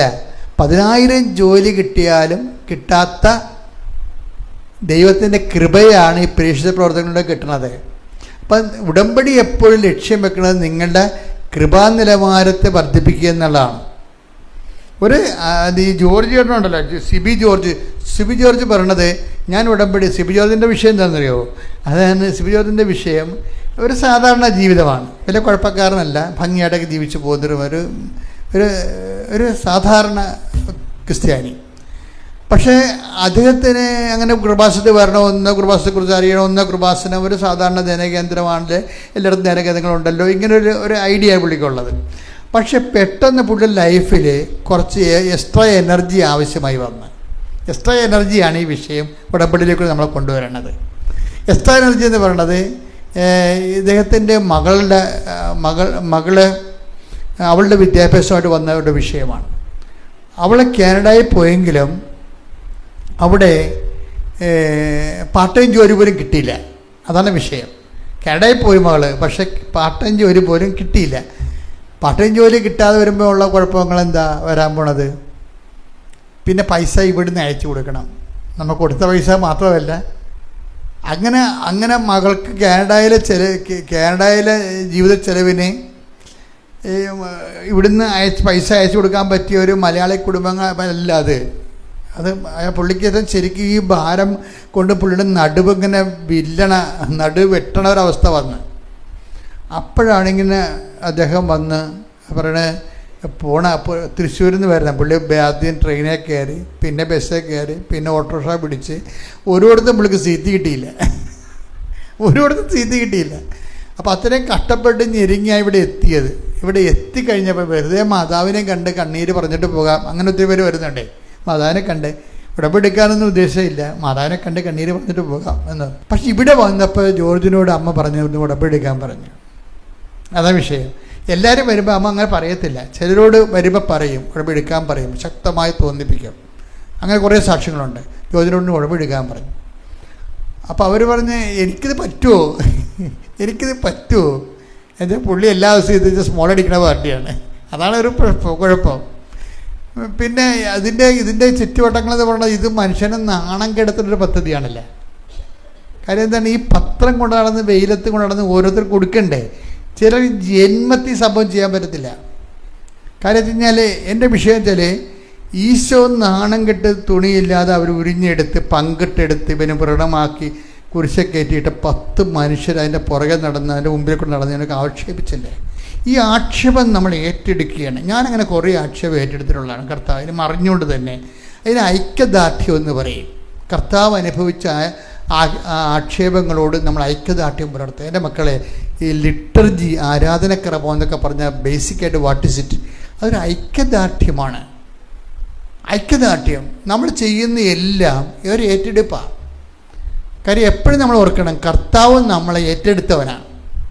കർത്താവിനെ എനിക്ക് രക്ഷകനെന്നോ അല്ലെങ്കിൽ കർത്താവ് എന്നൊക്കെ വിളിക്കുന്നതിനേക്കാൾ ഈശോനെ എനിക്ക് വിളിക്കാൻ ഇഷ്ടം ഏറ്റെടുപ്പുകാരനെന്നാണ്. ഏറ്റെടുപ്പുകാരൻ എല്ലാം ഏറ്റെടുക്കും. അത് ബൈബിളിൽ വരുന്നതിന് മുമ്പ് തന്നെ 700 വർഷം മുമ്പ് പറഞ്ഞിട്ടുണ്ട്, ഞാൻ എൻ്റെ മകനെ വിടുന്നുണ്ട് ഏറ്റെടുക്കാൻ വേണ്ടിയാണെന്ന്. നിൻ്റെ കണ്ണീർ ഏറ്റെടുക്കാൻ, നിൻ്റെ ഭാരങ്ങൾ ഏറ്റെടുക്കാൻ, നിന്റെ രോഗങ്ങൾ ഏറ്റെടുക്കാൻ. Take the bed of God. യെശയ്യാ 53:4 നമ്മുടെ വേദനകളാണ്, പറഞ്ഞു ഒരു കൈ ഉയർത്തിക്കൊണ്ട് പറയാം, നമ്മുടെ വേദനകളാണ്, നമ്മുടെ വേദനകളാണ് യഥാർത്ഥത്തിൽ അവൻ വഹിച്ചത്, യഥാർത്ഥത്തിൽ അവൻ വഹിച്ചത്. നമ്മുടെ ദുഃഖങ്ങളാണ്, നമ്മുടെ ദുഃഖങ്ങളാണ് അവൻ ചുമന്നത്, അവൻ ചുമന്നത്. എന്നാൽ ദൈവം അവനെ പ്രഹരിക്കുകയും ശിക്ഷിക്കുകയും ദണ്ഡിപ്പിക്കുകയും ചെയ്തതെന്ന് നാം കരുതി. അപ്പം നമ്മുടെ ദുഃഖങ്ങളാണ് അവൻ ചുമന്നത്. അത് തന്നെയാണ് ഇപ്പോഴും ചെയ്യണത്.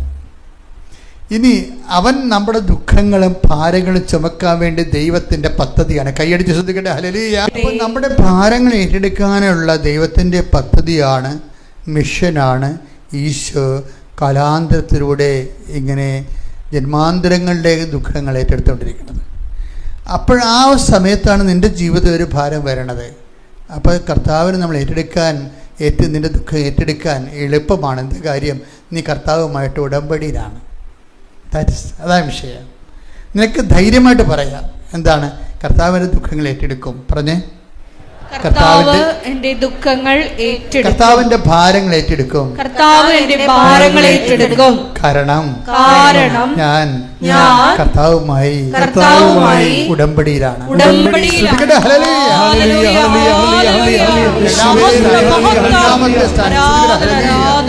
പ്രിയപ്പെട്ടവരെ, അപ്പൊ ഇപ്പോഴ് ഈ സിബി ജോർജാണ് പറഞ്ഞത്, ഉടമ്പടി ഒരു ആവറേജ് ക്രിസ്ത്യനെ അസർ ക്രിസ്ത്യനായിട്ട് ഉയർത്തു വന്നു. ആൾക്കാരുടെ നിരീക്ഷണങ്ങളാണ്, ആൾക്കാരുടെ പരീക്ഷണങ്ങളിലൂടെ അവർ ഒബ്സർവ് ചെയ്തിട്ടുള്ള അനുഭവ സാക്ഷ്യങ്ങളാണ്. അപ്പോൾ കുറച്ച് നിലവാരമുള്ള കൂടുതൽ ആൾക്കാർ ഇതിനൊക്കെ ശരിക്കും കൊത്തിയിരുന്ന് ചിന്തിക്കും, വാട്ട് ഇസ് ഇറ്റ്. ഏഞ്ചൽ താര പറയണത്, ഞാൻ കുറച്ച് കഴിഞ്ഞപ്പോൾ ഇത് അനലൈസ് ചെയ്യാൻ തുടങ്ങിയെന്ന്. ഞാൻ കർത്താവിൻ്റെ പീഡാനുഭവങ്ങളെ അനലൈസ് ചെയ്യാൻ തുടങ്ങി. അപ്പോൾ അവരിത് ഫോളോ ചെയ്യാണ്, മനസ്സുകൊണ്ട്, ചിന്ത കൊണ്ട്, വിചാരം കൊണ്ട് കർത്താവിനെ ഇങ്ങനെ ഫോളോ ചെയ്യാൻ. അപ്പോൾ ഉടമ്പടി എപ്പോഴും നമ്മൾ ചിന്തിക്കും, ഉടമ്പടി എപ്പോഴും ഈശോനെക്കുറിച്ച് ചിന്തിക്കുകയും ആലോചിക്കുകയും വിചാരിക്കുകയും ഫോളോ ചെയ്യുകയും ചെയ്യുമ്പോൾ കുർബാനയുടെ സമയമാകുമ്പോൾ എൻ്റെ കണ്ണ് നിറയാൻ തുടങ്ങും. കാരണം അവർ വിചാരമായിട്ട് ഈ ഈശോനെ പിന്തുടരുന്ന കാരണം പരിശുദ്ധാത്മാവ് ഇവരിലേക്ക് ഈ സമയത്ത് പ്രത്യേകമായ അഭിഷേകം കിട്ടും. കാര്യം ദൈവികമായ എല്ലാ കാര്യവും ഒരു അഭിഷേകവും അനുഭവബദ്ധമാണ്. എല്ലാത്തിനും അതിൻ്റെ അനുഭവങ്ങളുണ്ട്. കാര്യം ദൈവം എനിക്കെപ്പോഴും നിങ്ങളോട് ഒരു ഉപദേശിക്കാനുള്ളത്, നിങ്ങൾ ചെയ്യണ കാര്യങ്ങൾ ഞാൻ എന്നും പറഞ്ഞിട്ടുള്ളതാണത്, സത്യസന്ധമാണെന്നുള്ളത് ദൈവത്തെ ഒന്ന് ബോധ്യപ്പെടുത്തിയെടുക്കണം. അതാണ് എൻ്റെ അകത്ത് റിസ്ക്. ഉടമ്പടി എന്തെങ്കിലും റിസ്ക് ഉണ്ടാച്ചാന്ന് ചോദിച്ചു കഴിഞ്ഞാൽ പത്രം കൊടുക്കണമല്ല റിസ്ക്. പത്രമൊക്കെ നിങ്ങൾക്കറിയാമല്ലോ, ഒരു മനുഷ്യൻ ഇവിടെ വന്ന് കഴിഞ്ഞ ദിവസം പത്രം എടുത്തത് 1000 പത്രം എടുത്തത്, 1000 പത്രം. അപ്പോൾ ഞാൻ അന്വേഷിച്ചപ്പോൾ അദ്ദേഹം എല്ലാ മാസവും 1000 പത്രം വെച്ചെടുക്കുന്നുണ്ട്. 1000 പത്രം എടുക്കണമല്ല പ്രശ്നം, 1000 പത്രം കൊടുക്കണ്ടേ, അതാണ് വിഷയം. നിങ്ങൾക്ക് 18 പത്രം കൊടുക്കാൻ തന്നെ പത്രം നോക്കും, പിന്നെ എണ്ണി നോക്കും, ഇനി എത്ര എണ്ണം, 6 എണ്ണം ഉണ്ടാ, 3 എണ്ണം ഉണ്ടാകുന്ന. ഇത് 1000 പത്രം എടുക്കണത്, അതിന് ഒരു അഭിഷേകം കിട്ടിയിരിക്കണം, അദ്ദേഹത്തിന് ഒരു അഭിഷേകം കിട്ടിയിരിക്കുകയാണ്.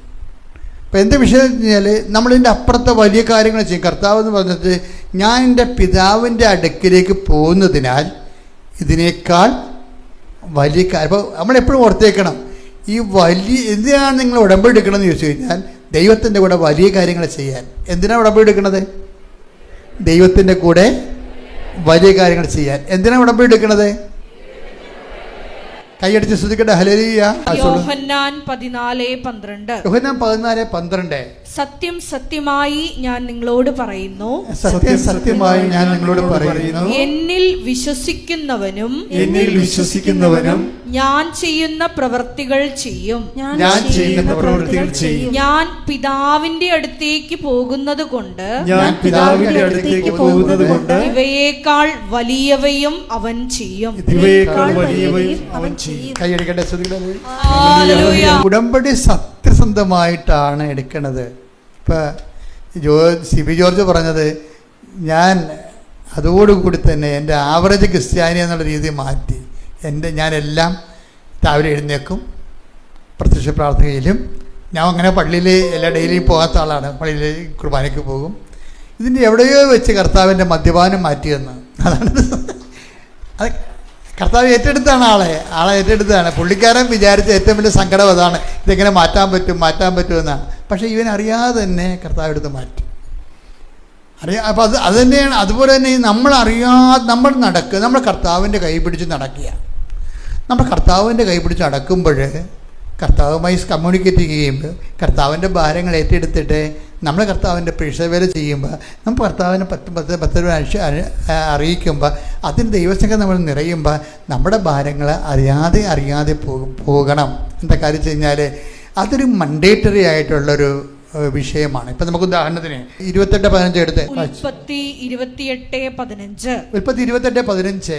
ഇതാ ഞാൻ നിന്നോട് കൂടെയുണ്ട്, ഇതാ ഞാൻ നിന്നോട് കൂടെയുണ്ട്, നീ പോകുന്നിടത്തെല്ലാം ഞാൻ നിന്നെ കാത്തുരക്ഷിക്കും, നിന്നെ ഈ നാട്ടിലേക്ക് തിരികെ കൊണ്ടുവരും, നിന്നോട് പറഞ്ഞതൊക്കെ നിറവേറ്റുന്നതുവരെ ഞാൻ നിന്നെ കൈവിടുകയില്ല. ഹൃദയപരമായ ഈശോയുമായിട്ടുള്ളൊരു ഐക്യപ്പെടലുണ്ട് ഇതിൻ്റെ അകത്ത്. നിങ്ങൾ അച്ഛൻ തന്ന ഹോംവർക്കില്ലേ, അതായത് അതിൻ്റെ പ്രാർത്ഥനാപരതയും അതുപോലെ തന്നെ അതിനോട് ബന്ധപ്പെട്ട് വരുന്ന എല്ലാ സുവിശേഷ വേലയും. ഇപ്പോൾ ഇവരുണ്ടല്ലോ, നമ്മുടെ ഏഞ്ചൽ താര ഈ ഗേറ്റ് എക്സാമിന് 250 റാങ്ക് കിട്ടിയതിന് ശേഷം അവർ ബോംബെ IIT-യിലേക്ക് അവർക്ക് ക്ഷണം കിട്ടി. എന്തിനാണ്? ഒരു ഇൻ്റർവ്യൂവിന്. അപ്പോൾ IIT എന്ന് പറയുന്നത് നമ്മുടെ IAS, അതുപോലെ തന്നെയുള്ള ഇന്ത്യൻ അഡ്മിനിസ്ട്രേഷനുമായിട്ട് ബന്ധപ്പെട്ട ഇന്ത്യയിൽ ലഭിക്കാവുന്ന ഏറ്റവും നല്ല ജോലികളാണ്. കയറിപ്പറ്റുക എന്നുള്ളത് വലിയ പാടാണ്. പക്ഷെ കയറിപ്പറ്റണമെങ്കിൽ ഈ ബോംബെ IIT-യിൽ ഇവർ ചെല്ലുമ്പോൾ അവർ പറയണത് അവിടെ എങ്ങനെയാലും ഒരു 2000 പേരെങ്കിലും ഉണ്ട് അവിടെ ഇൻ്റർവ്യൂവിന്. ഇത്രയും ഈ ലക്ഷക്കണക്കിന് പേര് അല്ലെ ഗേറ്റ്, അതായത് അത്രയും പേര് പാസ്സായിട്ടുണ്ടല്ലോ. ഇതിൻ്റെ ഇടയ്ക്കുന്ന അവർക്ക് അവിടെ PhD-ക്കുള്ള ഉപരിപഠനത്തിന് വന്നിരിക്കുന്ന ആൾക്കാരെ, അപ്പോൾ അവരോട് പറഞ്ഞത്, ഈ ഏഞ്ചൽ താരോട് പറഞ്ഞിരിക്കുന്നത്, ഒരു ബോർഡും കൊടുക്കും, ഒരു ചോക്കും കൊടുക്കും. എന്നിട്ട് അപ്പം നേരത്തെ ക്വസ്റ്റ്യൻ ഒന്നും ഇല്ലല്ലോ, ഇവനോട് ഈ ഒരു വിഷയം പറഞ്ഞിട്ട് അതിൻ്റെ ഡയഗ്രാം വരക്കാൻ പറയും. ഇവരുടെ സബ്ജക്റ്റ് ഓർഗാനിക് കെമിസ്ട്രിയാണ്. ഒരു വിഷയം പറഞ്ഞിട്ട് അതിൻ്റെ ഡയഗ്രാം വരക്കാൻ പറയും. അപ്പോൾ ഈ വിഷയം ആദ്യം കേൾക്കണം ഇവർ ഓർഗാനിക് MSc ആണ്, കെമിസ്ട്രിയാണ്. ഗേറ്റിലെടുത്തിട്ട് ഇവർക്ക് ഇന്ത്യയിൽ 250 റാങ്കാണ്. പക്ഷേ IIT-യിലേക്ക് PhD-ക്ക് അഡ്മിഷൻ വരണമെന്നുണ്ടെങ്കിൽ അതിനേക്കാളും വലിയ പ്രോബ്ലമാണ്. ഇവിടെ നിന്ന് ഇങ്ങനെ വിയർക്കുകയാണ്. പക്ഷേ വിയർക്കുമ്പോഴൊരു പ്രശ്നം എന്ന് വെച്ചാൽ ഇവർ ചെല്ലുമ്പോൾ തന്നെ ആദ്യം ആ IIT-യുടെ വാതിക്കൽ ഉപ്പിടും, വിശ്വാസപ്രമാണം ചൊല്ലി. പിന്നെ കാശുരൂപ എടുക്കും. എല്ലാവരും ആയുധധാരികളാണ് ഇപ്പോഴും. എല്ലാ വിഷയം തന്നെ അതന്നെ. ഇപ്പോൾ ഇവർ പറയണ അങ്ങനെ തന്നെയല്ലേ. ജീവവൈക്യം പറഞ്ഞതാണ്, ഞാൻ അമ്മയെ സ്കാനിങ്ങിന് കയറ്റി. അമ്മയ്ക്ക് പാങ്ക്രിയാസ് ക്യാൻസറിലേക്ക് പോകണം, ഡോക്ടർ ഒരു സൂചന തന്നായിരുന്നു. ഞാൻ അമ്മയെ സ്കാനിങ്ങിന് കയറ്റുമ്പോൾ ഞാൻ എന്ത് ചെയ്ത്, അമ്മയുടെ വയറിൽ ഉടമ്പടി തൈലം കൊണ്ട് വിശ്വാസപ്രമാണം ചൊല്ലി ഉടമ്പടി തൈലം കുരിശ് വരച്ചു. അവിടെ വായിട്ടുണ്ടെന്നുള്ള ഉപ്പിട്ട് കൊടുത്തു. അതാണ്. അപ്പോൾ ഇതിന് അത് നിങ്ങളെ അതാണ് ടോക്ക് കേൾക്കാതെ നിങ്ങൾക്ക് മനസ്സിലാകത്തില്ല. നിങ്ങൾ ഓർക്കണം, ഇതൊക്കെ നിങ്ങളെന്തോ അനുഷ്ഠാനം പോലെയാണ്, മരുന്ന് കഴിക്കണ പോലെ അല്ല സംഭവം. ഇത് വിശ്വാസ പ്രയോഗമെന്ന് പറയും. നമ്മൾ ചെയ്യുന്ന കാര്യവും സംഭവിക്കുന്ന നമ്മൾ പ്രൊക്ലെയിം ചെയ്യുന്ന വിഷയവും തമ്മിൽ പ്രൊക്ലെയിം ചെയ്യുന്നത് എന്താണ്? യേശു കർത്താവാണെന്നും ദൈവനെ മരിച്ചോന്ന് ഉയർപ്പിച്ചെന്ന് ഹൃദയത്തിൽ വിശ്വസിക്കുന്നതാണ് ഇതിൻ്റെ കണ്ടന്റ് എന്ന് പറയുന്നത്. ആ കണ്ടന്റിന് വാഗൊണ്ട് നമുക്ക് പ്രഖ്യാപിക്കുകയും ചെയ്യും, വസ്തുക്കൾ കൊണ്ട് നമുക്ക് പ്രയോഗിക്കുകയും ചെയ്യാൻ പറ്റും. അതുകൊണ്ടാണ് അത് ചെയ്യുമ്പോഴൊക്കെ വിശ്വാസപ്രമാണം ചെലവെന്ന് കൃത്യമായിട്ട് പറയേണ്ട കാരണം ഇതാണ്. വിശ്വാസപ്രമാണം ചെലവെന്ന് കൃത്യമായിട്ട് പറയേണ്ട കാര്യം വെച്ചാൽ ഇതിൻ്റെ പ്രയോഗവിധിയിലുള്ളത് നമ്മുടെ ഈ പ്രഖ്യാപനമാണ്. എന്താ? യേശു കർത്താവാണെന്ന് അത്തരം കൊണ്ടിട്ട് take the word of God. ശ്രുതികട ഹല്ലേലൂയ ഹല്ലേലൂയ ഹല്ലേലൂയ ഹല്ലേലൂയ. യേശുവേ നന്ദി. Hallelujah hallelujah hallelujah. യേശുവേ സ്തുതി. ഹല്ലേലൂയ.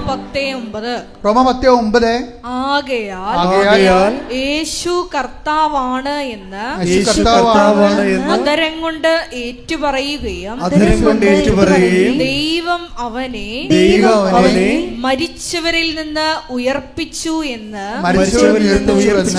ഹൃദയത്തിൽ വിശ്വസിക്കുകയും ചെയ്താൽ നീ രക്ഷ പ്രാപിക്കും. രക്ഷ എന്ന് പറഞ്ഞാൽ ആരാണ്? ക്രിസ്തുവിനെ പ്രാപിക്കുന്നതാണ്.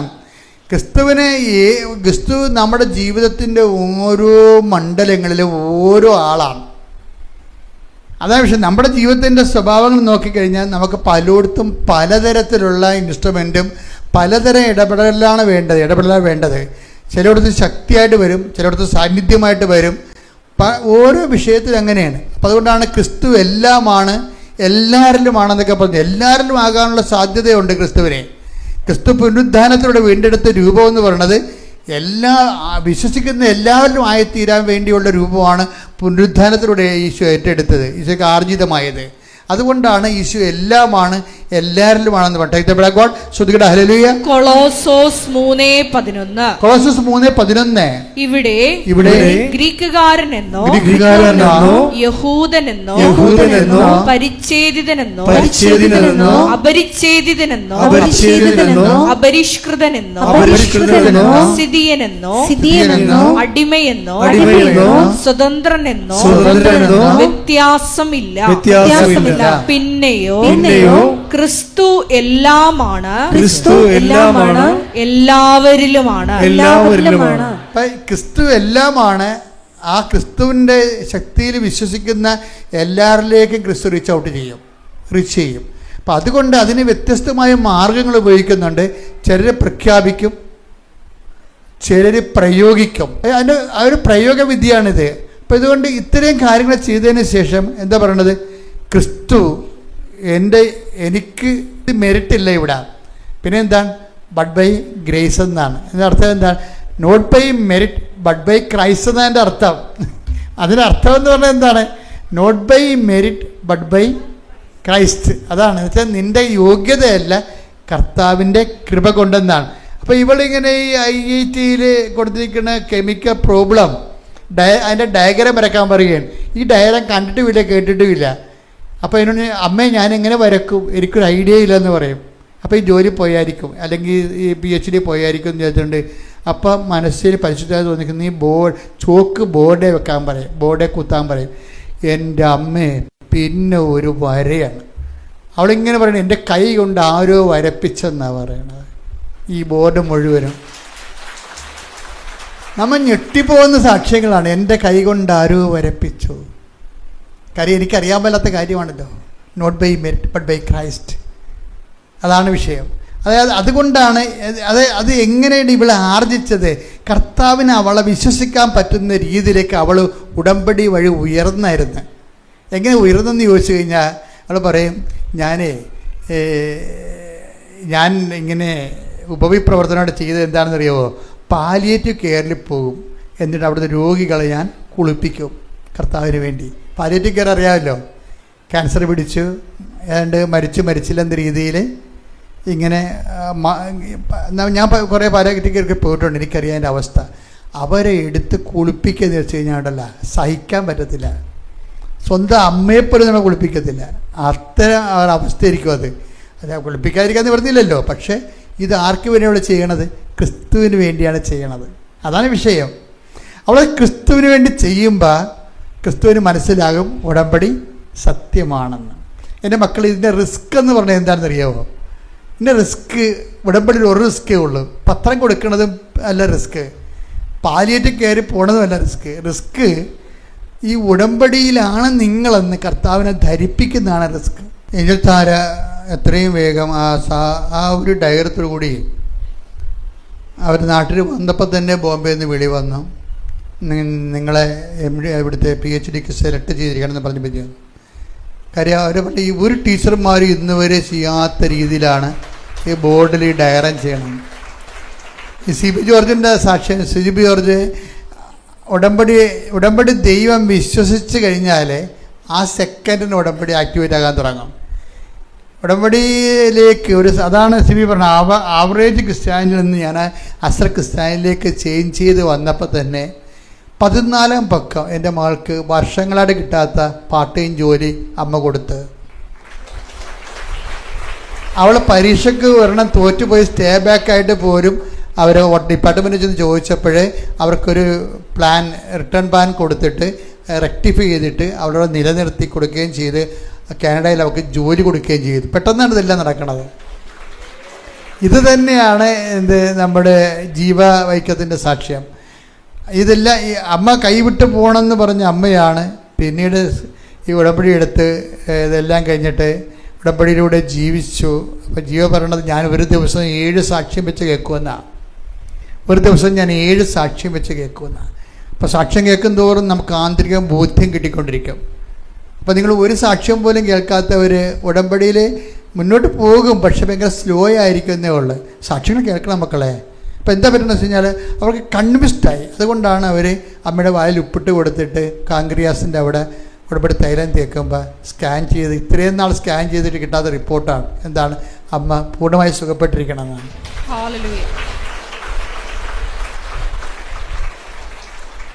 ഉടമ്പടിയിൽ എപ്പോഴും നമ്മൾ ശ്രദ്ധിക്കേണ്ട ഇതാണ്, നമ്മൾ ചെയ്യുന്ന ഉടമ്പടി ദൈവം ഏറ്റെടുക്കണമെങ്കിൽ നിങ്ങൾ ഉടമ്പടിയിലാണെന്നുള്ളത്, ആ സത്യസന്ധമായി ആണെന്നുള്ളത് ദൈവത്തിന് ബോധ്യപ്പെടണം. മനുഷ്യന് നമ്മൾ കോടതിയൊക്കെ ബോധ്യപ്പെടുത്തതില്ല. ആൾക്കാർ, വക്കീലന്മാർ കോടതിയെ പറഞ്ഞ് ബോധ്യപ്പെടുത്തും. പക്ഷേ ആ കേസ് വരുമ്പോൾ ജനങ്ങൾ പറയും കോടതിക്ക് എന്ത് മിസ്റ്റേക്ക് സംഭവിച്ചിട്ടുണ്ട്. അപ്പോൾ കോടതി പറയും ഇവിടെ തെളിവില്ലല്ലോ, തെളിവ് നിങ്ങൾ സംഭവിച്ച ആളെ കൊന്നെന്ന് പറഞ്ഞ സത്യമാണ്, പക്ഷേ തെളിവ് ഹാജരാക്കാൻ വാദിഭാഗത്തിന് പറ്റിയിട്ടില്ലെന്നൊക്കെ പറയും കോടതി. ഇങ്ങനെയുള്ള ഉടായ്പകളൊന്നും ദൈവത്തിനടുത്ത് പറയാൻ പറ്റത്തില്ല. അതാണ് ഒരു ഏറ്റവും വലിയ അപകടം ഇതാണ്. നിങ്ങളുടെ ഒരു ഉടായ്പ പരിപാടികളും ദൈവത്തിനടുത്ത് പറയാൻ പറ്റത്തില്ല. കൂടുതൽ നിങ്ങൾ ദൈവത്തിൻ്റെ സ്ഥിതി മോശമാകുകയുള്ളൂ. അതുകൊണ്ട് നമുക്ക് മുമ്പിലുള്ള ഒരു ഓപ്ഷൻ എന്ന് പറയുന്നതാണ്, വൃത്തിമനമായിട്ട് ഈ ജീവയെപ്പോലെയും ജോർജിനെ പോലെയും CB ജോർജിനെ പോലെയൊക്കെ അതുപോലെ തന്നെ ഏഞ്ചൽ താരയെ പോലെയൊക്കെ ഉടമ്പടി കറക്റ്റായിട്ട് ദൈവത്തിൻ്റെ സന്നിധിയിൽ ചെയ്ത് ദൈവത്തെ ബോധ്യപ്പെടുത്തണം. അതുകൊണ്ട് നിങ്ങൾക്ക് തന്നെ തോന്നണം നിങ്ങൾ ദൈവികമായി വളർന്നു വന്ന്, നിങ്ങൾക്ക് തന്നെ തോന്നണം നിങ്ങൾ ആത്മീയമായി ഉയർന്നു വന്ന്. അല്ല ജോലി കിട്ടിയിട്ട് ഇതെല്ലാം അവസാനിപ്പിച്ച് പഴയപടി പോകാമെന്നും പറഞ്ഞ് സാത്താൻ്റെ മനസ്സുമായിട്ട് നടന്നാൽ ഉടമ്പടി വർക്കൗട്ട് ചെയ്യത്തില്ല. പ്രാർത്ഥിക്കുക. കർത്താവായ ദൈവമേ, ഉടമ്പടി ഒരു ദൈവിക ജീവിത രീതി എന്ന നിലയിൽ സത്യസന്ധമായി ജീവിച്ച് ദൈവത്തെ പ്രത്യേകം ബോധ്യപ്പെടുത്താൻ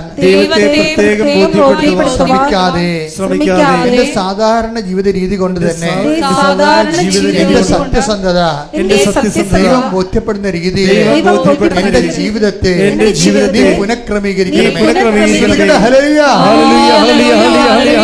കൈകൾ വെച്ചുകൊണ്ട് അച്ഛൻ പറയുന്ന വിശ്വാസ പ്രഖ്യാപനങ്ങൾ ചെയ്യുക. കർത്താവായ ദൈവമേ, എന്റെ രോഗമുള്ളിടത്തും എന്നോട് പ്രാർത്ഥനാ സഹായം ആവശ്യപ്പെട്ടുള്ളവരുടെ രോഗസൗഖ്യത്തിനായും ഞാൻ പ്രാർത്ഥിക്കുന്നു.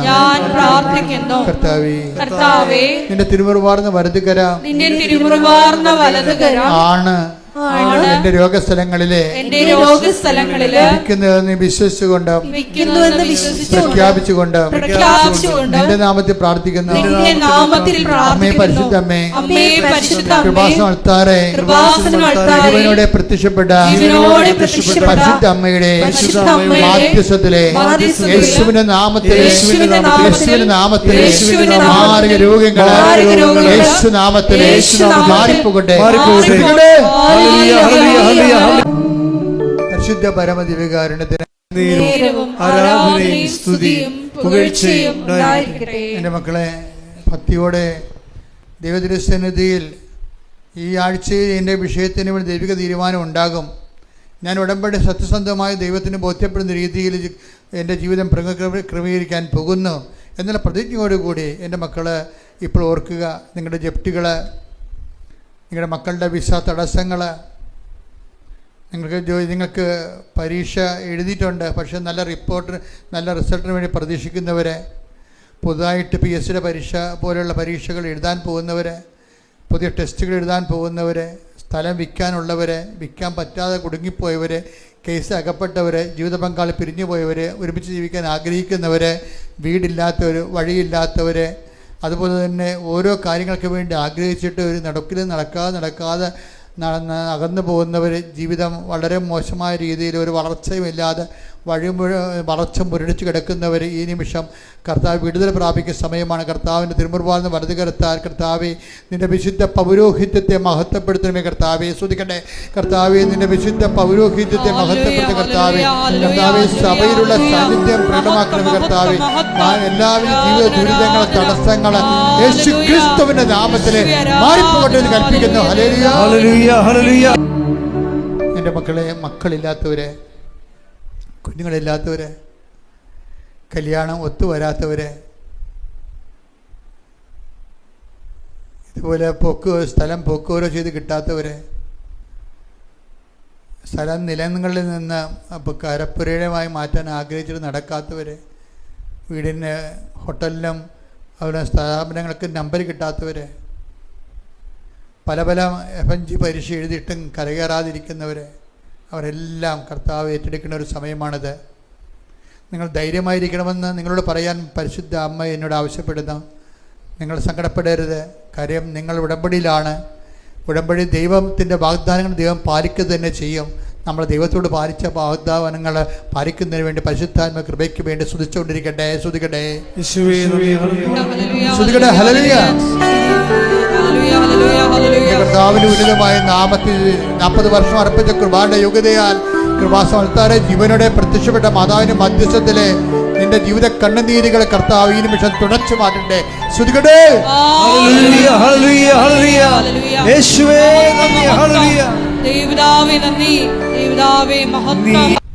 ഏതെങ്കിലും വിഷയങ്ങൾക്ക് വേണ്ടി സങ്കടപ്പെടുന്നുണ്ടെങ്കിൽ ഇപ്പോഴത് പ്രാർത്ഥിക്കേണ്ട സമയമാണ്.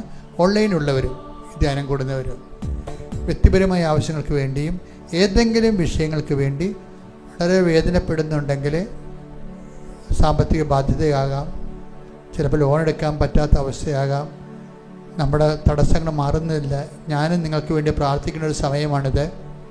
അതുകൊണ്ട് എൻ്റെ മക്കൾ സന്തോഷത്തോടെ ഹൃദയത്തിൽ ഇങ്ങനെ ഒരു സ്ഥലത്ത് വരാനും ഒരു ആരാധന കൂടാനും കണ്ണുനീര് കർത്താവിനെ ഏൽപ്പിക്കാനും ആധികാരികമായി ഉടമ്പടിയിലൂടെ കഴിഞ്ഞതിന് നന്ദി പറഞ്ഞുകൊണ്ട് കർത്താവെ അങ്ങയുടെ എല്ലാ മക്കളുടെയും കണ്ണുനീര് അങ്ങയുടെ തിരുസന്നിധിയിൽ ഏൽപ്പിക്കുകയാണ്. ഈശോയെ, അവർ കണ്ണുനീരോടെയാണ് വരുന്നത്.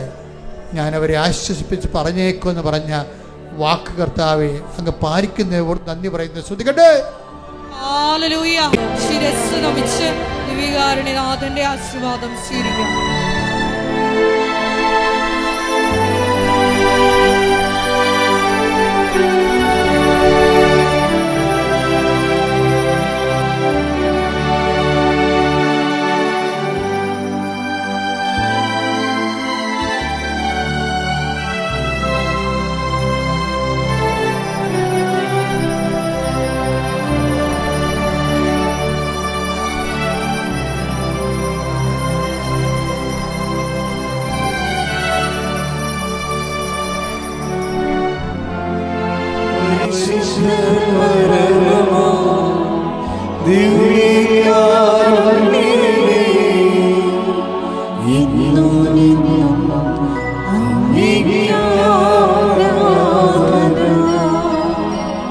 പരിശുദ്ധ പരമമാ ദിവ്യകാരുണ്യമേ,